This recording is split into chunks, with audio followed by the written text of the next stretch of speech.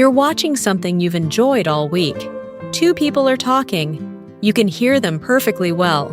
The voices are there, the music is there, the room is quiet, and you have no idea what they just said. So you reach for the remote. You turn it up 2 notches. Now the music is louder. The footsteps are louder. The whole scene is louder. And you still didn't catch the line. Maybe you rewind it. Maybe you ask the person next to you, and they answer without looking up, because they heard it the first time. And there is a small moment in there that nobody talks about, where you wonder whether something is going wrong with you. Here's the thing.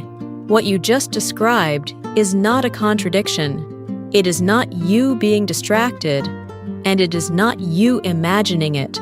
It is one of the most precise descriptions anybody could give of what is actually going on.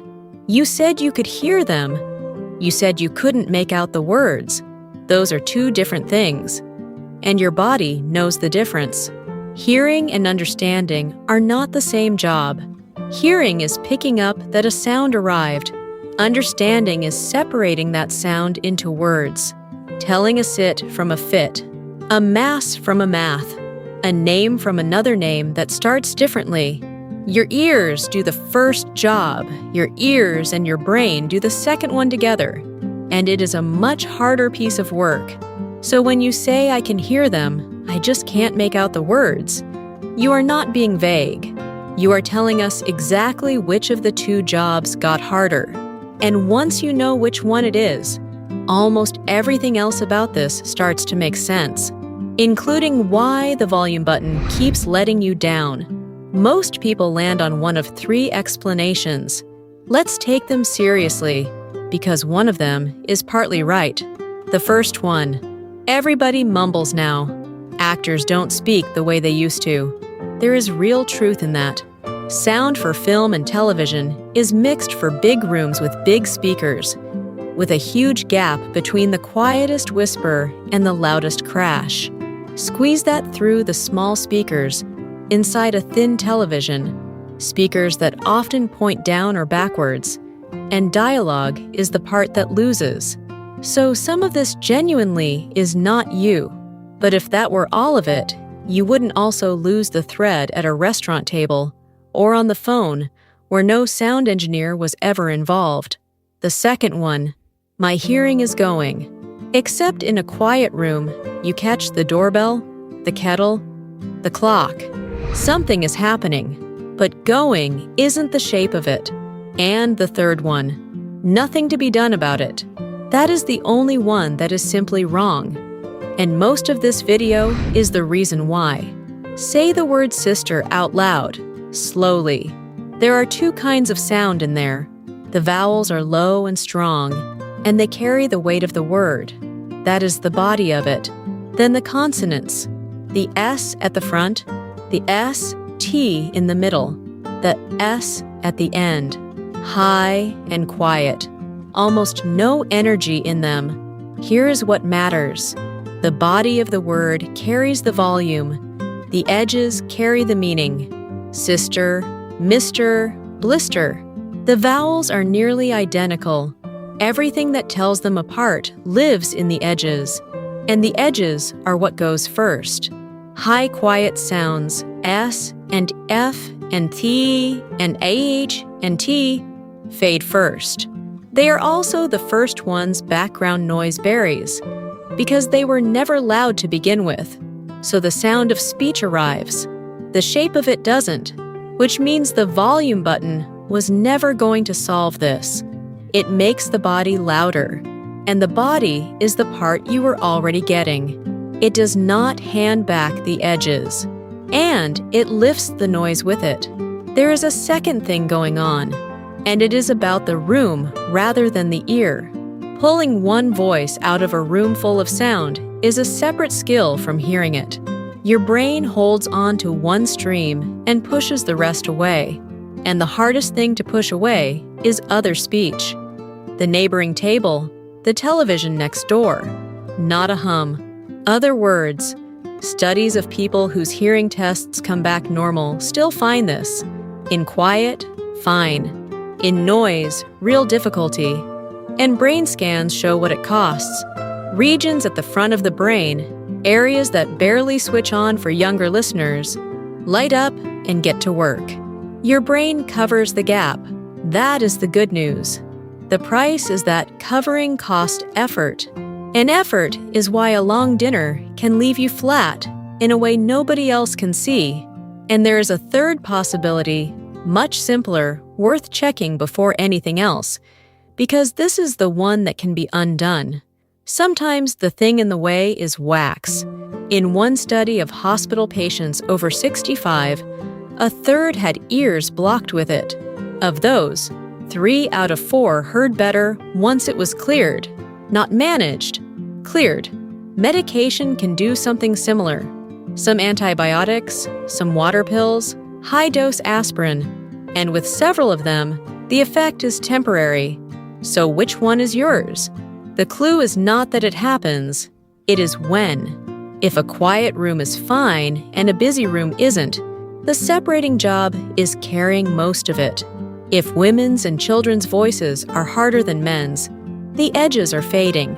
If it is every situation equally, including the phone, that is worth measuring. And if one ear is clearly different from the other, we get to that shortly. Here is what all of that looks like when it isn't a diagram. It is a name at a family lunch, and you nod, because asking a third time feels like too much. It is the restaurant you used to like, where you now spend the evening watching the mouth across the table more than the plate in front of you. It is your grandson, whose voice sits higher than everybody else's, telling you something that mattered to him, and you got about half of it. And it is the drive home, where you are tired in a way that doesn't match what you actually did.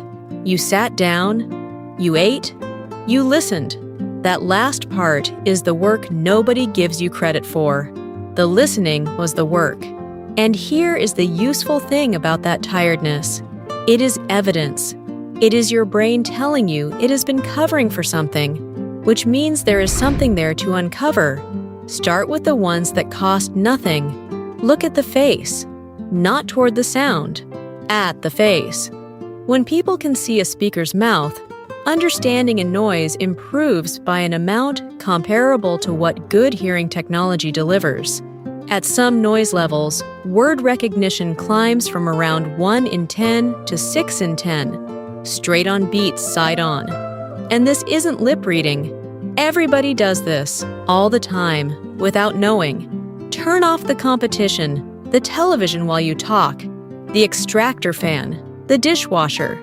Other speech is the hardest noise of all, so a running television is doing more damage to a conversation than you would guess.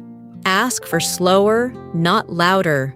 Speaking clearly, slowing a little, finishing the ends of words, raises sentence understanding measurably for people who are struggling. Shouting does not. Shouting inflates the body of the word and pushes the edges further out of shape. Turn the subtitles on. Millions of people who hear perfectly well now watch with them on. Change where you sit. Noise behind you, the person you want in front of you. Hard surfaces bounce sound and smear syllables together, so a rug, a curtain, a tablecloth all quiet a room down. Then the television itself. In the sound menu, look for a mode called dialogue, or speech, or clear voice. Turn the bass down, because low sound covers the very frequencies you need.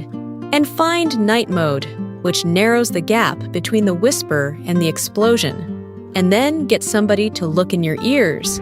It takes minutes. Now the honest part. Turning it up. We have covered why. It enlarges what you were already receiving and raises the noise with it.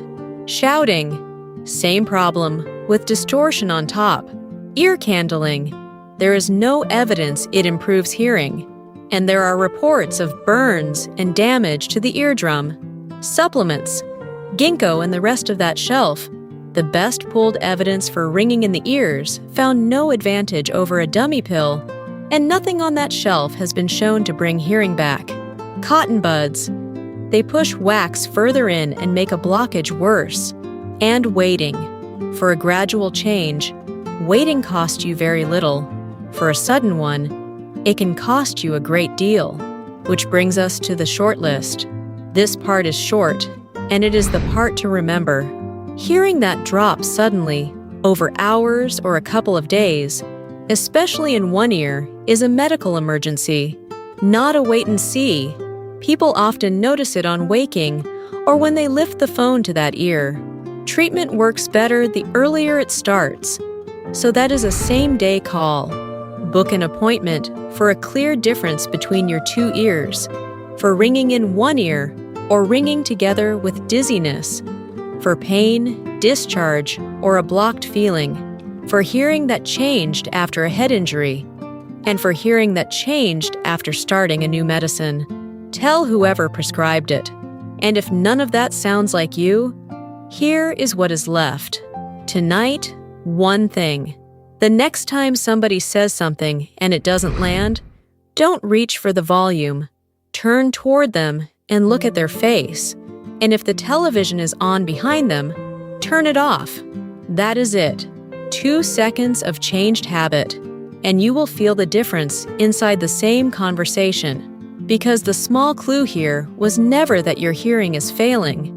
It was that you could describe it so precisely. Hearing them, missing the words.